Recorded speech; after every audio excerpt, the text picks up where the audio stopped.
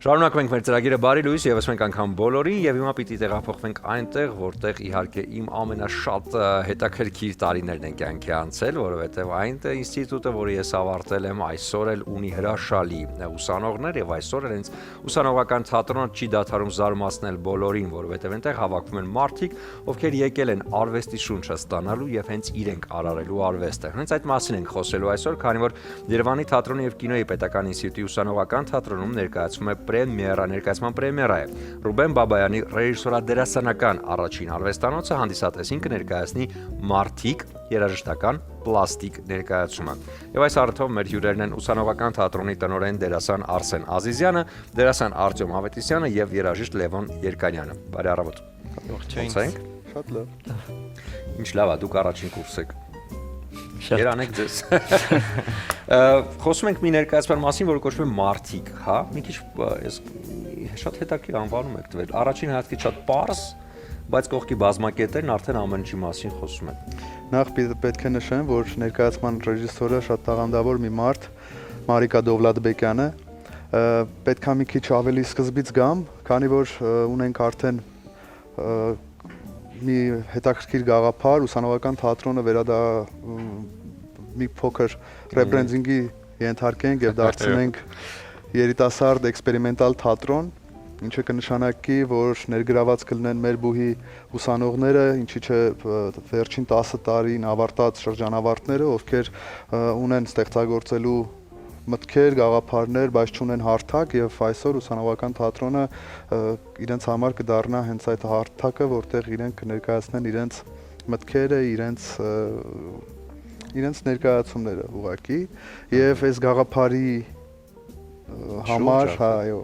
ես խնդրեցի Մարիկա Դովլատբեկյանին, որպեսզի գա միանա իր հետաքրքիր մտքերով այս գաղափարին եւ քանի որ նա նաեւ դասավանդում է պարոն Բաբայանի արվեստանոցում, ինքը պատրաստեց այս ներկայացումը եւ շատ հետաքրքիր մի բան, որ ինքը չի վերցրել պիես, այլ մի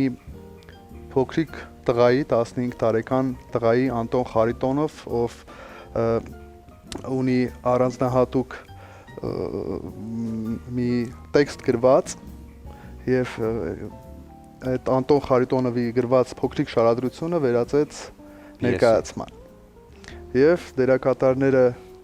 հենց կուրսի ուսանողներն են, ինչպես նաև կոնսերվատորիայում սովորող մեր ընկերը եւ մյուս ընկերները, ովքեր միացան այս գաղափարին եւ արդյունքում ստեղծվեց շատ զիլ մի ներկայացում։ Հասանք ներկայացմանը։ Դե Ես սկսեմ երևի։ Լավ։ Դե մարդիկը ի սկզբանե մեր քննությունն ա եղել, բեմական շարժման, հետո քանի որ մենք կարծես չբավարարվեցինք այդ քննությունով ու լավ արձագանքներ նաև եղավ մեր քննությանը, Գերմարիկան պարոն Բաբայանի հետ միասին որոշեց, որ իրան ավելի մեծացնենք ու ներկայացում դարձնենք ու այդ շարադրությունը, որ այդ տղան գրել է, չէ մենք պիեսի չենք վերածել, հենց այդ բաց տեքստի վրա ընկեր Մարիկան մեզ զույգերի բաժանեց ու առաջադրանք ստացանք էտյուդներ, որոնք որ հետո միավորվեցին, մի քիչ մշակվեցին ու դարձան մարդիկ ներկայացումը ու նաև Լևոնենք, որոնք կանգուն բենդն են, այսինքն մենք ներկայացումը խաղում ենք կենթանի երաժշտությամբ, կենթանի երաժշտության ուղեկցությամբ ու Լևոնենք նվագում են ու մենք դիմացը առաջի պլանում խաղում ենք ներկայացումը ու նաև որպես մենք մեզ համար նաև բարդ եղավ, որովհետև շատ մեծ առաջադրանք էր ու նաև սովորելու հետ միասին այդ ամեն ինչի տակից դուրս գալը մեր համար սենց համ հոգնում էինք, համ շատ հետաքրքիր էր, համ ընկեր Մարիկայի հետ աշխատելն էր անչափ հետաքրքիր, հետո երբ որ Լևոնենք մեզ միացան ու մենք նաև սովորեցինք պրոցեսին, երբ որ երաժշտությունը գրվում է տեղում, այդ պրոցեսը շատ հետաքրքիր ու սենց հավես ամիսներ են եղել, իսկ դե պրեմիերան լրիվ արդեն ուրիշ։ Սա առաջին կուրսի աշխատանք է, որպես կարելի ասել։ Հա, սա մեր առաջին կուրսում արված առաջին ներկայացումն է, որ մենք ամբողջ կուրսով միահամուռ ուժերով արեցինք Գերմարիկայի հետ միասին։ շատ լավ է։ Խոսենք երաժշտությունից, հա։ Ես ասեմ, որ երբ որ Պարոնյանի անվան երաժշտական կոմեդիայի թատրոնում եւ այդ ֆորմատի թատրոններում օրկեստրը նստում էր բեմի դիմացը եւ փոսի մեջ։ Այսօր արդեն մի նոր ու հետաքրքիր մոտեցում կա թատրոնում, օրկեստրը վերածվել է բենդի եւ բարձրացել է բեմ արդեն։ Անմիջական շփում ունենալով դերասանի հետ։ Սա ավելի հեշտացնում է, ավելի հանգիստ է, թե երաժիշտների համար ավելի լարվածություն է, որտեղ պիտի հետևել դերասանի խաղին եւ միևնույն ժամանակ տալ այդ երաժշտական մոտեցումը։ Նախ կուզեի պատմել, թե ոնց ի սկզբանե երաժշտությունը ոնց ծնվեց, որ ավելի հասկանալի լինի, թե ոնց ենք աշխատում։ Մեր ընդհանուր ընկերներից մեկը ինձ դիմեց մի նամակով, ասաց. «Ողջույն Լևոն ջան, ինչպե՞ս ես, իմ ընկերներից առաջին կուրսի երեխեք ներկայացում են անում, իրենց խումբ է պետք նվագելու»։ Ես ասացի, դե ինչ ասեմ, օքեյ, հա, առաջին կուրսի ինչ որ սենյակում ներկայացում են անելու, հետաքրքիր բան է, բայց դե մենք դրա ժամանակը չունենք։ Ասած չի ուզում մերժեի, ճիշտն ասած, որովհետև ասացի, լավ, ռեժիսորի հետ հանդիպենք, տենց մի քայլ անենք, նոր ասեմ, դե մերսի շատ լավ երեխեք եք, լավ ներկայացում է, բայց հա, ճիշտն ասած չենք հասցնի,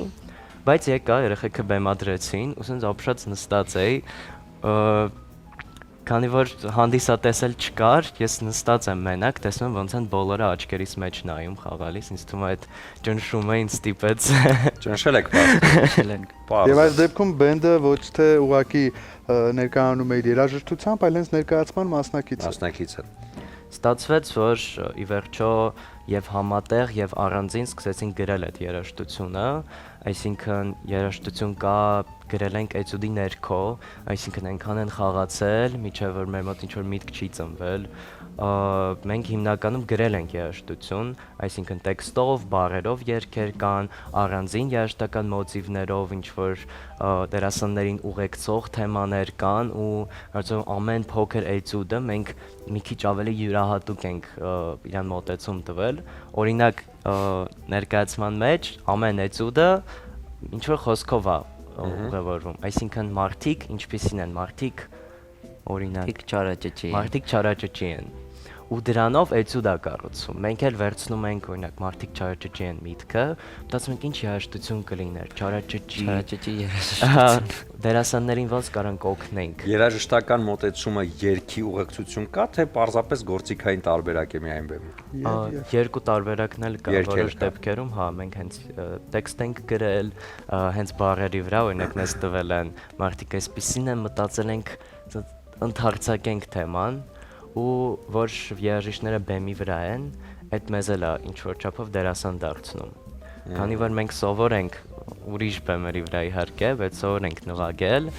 այդ դժվար չէր, բայց քեզ ուրիշ ձև զգալն է։ Այս դեպքում ուշադրությունը կիսվում է, հա, եթե այն դեպքում միայն ուշադրությունը ձեր վրա է որպես երաժիշտներ, այս դեպքում դերասան, երաժիշտ, երգիչ, այսինքն արդեն ուշադրությունը կիսվում է։ Իսկ հեշտ էր կիսել այդ ուշադրությունը։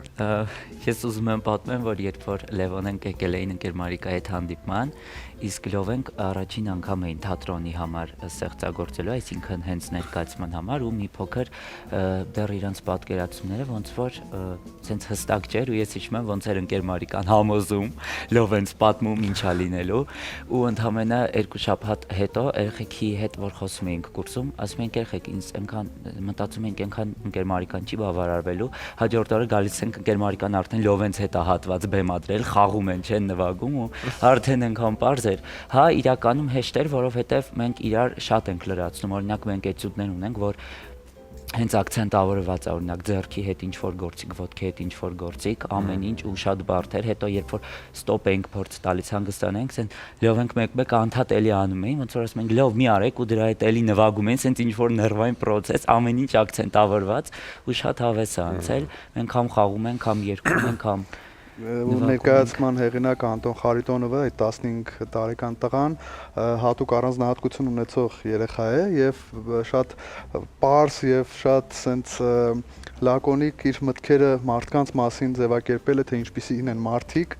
եւ կարծում եմ սա շատ լավ առիթ է երիտասարդ ստեղծագործողների համար սա վերածել թատրոնի, այսպես ասած, եւ այդ դրսևորումները էտյուդներով շատ հետաքրքիր են եւ շատ տպավորիչ։ Մենք նաև մեր առաջնախաղի ժամանակ ունեցանք հանդիսատեսի շարքում նման երեխաներ, հատուկ առանձնահատկություններ ունեցող երեխաներ եւ պետք է շատ ողջավորությամբ նշեմ, որ շատ հետաքրքիր էր նրանց արձագանքը տեսնել այդ երևակայությունը բեմում։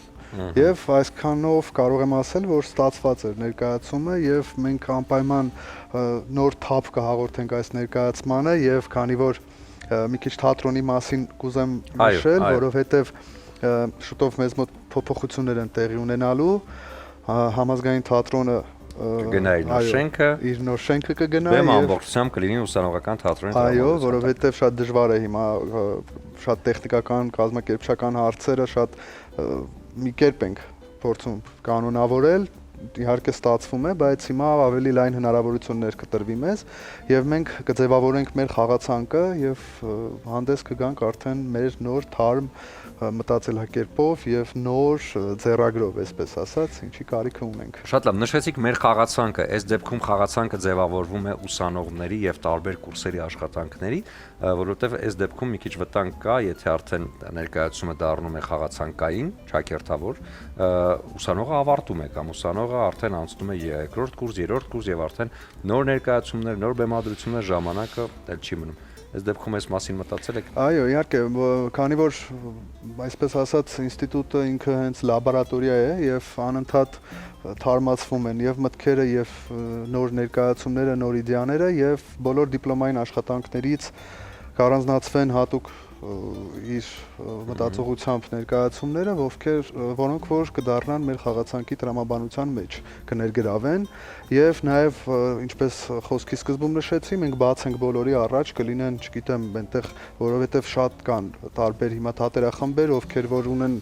մտքեր, ներկայացումներ, բայց չունեն հարթակ, սա այս հարթակը եւս կծառայի իրենց համար, կնախաձեռնենք նաեւ մենք մեր նոր ներկայացումները կծրագրենք եւ կփորձենք